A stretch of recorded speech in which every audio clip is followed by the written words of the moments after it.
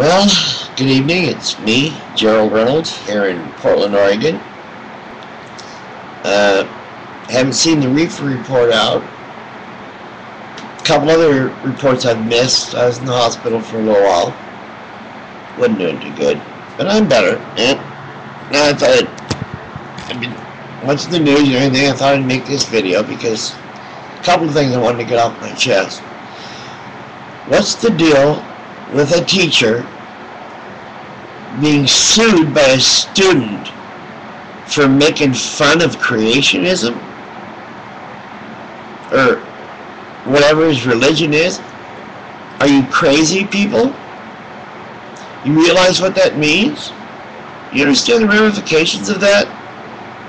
Don't you understand that if a judge can do that to a teacher, they can bring the whole school up and force them to, it could lead all the way into forcing them to teach creationism as a science, for crying out loud, which is what the student was alluding to. The student asked, well, what about creation? And the science teacher said, creation? That has no place in this classroom. That's nonsense, and it's all mythological crap. Don't even you can't take that into account when we're talking about science and evolution. Now, what's wrong with that? It's the truth. I always thought the defense to slander and things like that was the truth.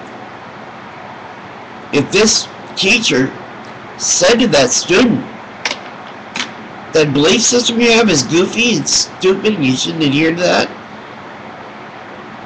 teacher doesn't have to respect someone's religion. I would expect a teacher to not respect religion because they would know what religion really is. Nothing but a control tool. A way to keep the masses in line. Explain science to them in the only way they can understand, like personifying everything. Anthropomorphizing things like the astrology chart. You name it all after animals. Aries, the ram, and they got Scorpio and Cancer, the crab, and all that. It's all just the stars and everything, all personified. And it always turns out that mankind they were so superstitious, they turned these little ideas into religions. And then they turn them into cults, where they've got this giant magic creature that's going to punish you in hell forever if you don't believe in his son as your savior or whatever it is. That's hooey. Then you have someone like Will Smith and Tom Cruise who joined Scientology of all things. Do you know about the Lord Xenu thing and all the Etons and all that goofy aliens impregnating Mary crap? You know about all that stuff? What is wrong with all you people out there? The teacher that got sued, or however that went down about the, making fun of the student's religion, you should sue them. You have a right to free speech, and, like I said, the best defense you have is you told the truth. Yes, you did. Religion is a bunch of hogwash. Excuse me, and creationism? Give me a break. You try to teach evolution, you can't. You can't do it. Okay? You either believe in creation or you don't. Doesn't even have to be evolution. But for crying out loud, if you think there's a magical being out there with all this power, so powerful that it can actually create the universe and set up systems to give us something to do, I guess, according to Whoopi Goldberg. Yeah, I don't figure I never figured her to be a Christian, but she goes, yeah, I believe in God. I think, though, that he's just the big, the guide. He put all this stuff here to make us figure it out. And I thought, what the hell are you talking about, Whoopi? And that was done.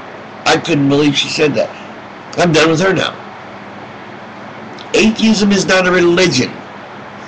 Being an atheist doesn't mean ritual. We don't have rituals or prayers or heroes. Well, I guess we do kind of have heroes. I gotta say, Richard Dawkins, is definitely a hero to me. Same with Chris Hutchinson. I like Pat Condell too. He's a great guy. And I love the way they talk about Jerry Falwell. What a piece of trash that guy was. Talk about your snake oil salesman. And President Obama. We don't care if you even go to church, let alone which one you're going to choose. Don't let Fox News push you into that crap. I know you grew up around an atheist family. I know your family was full of free thinkers and had no need for any of that mythology. I don't know why you fell back into it, as intelligent as you are. Or is this just political expediency? Well, okay.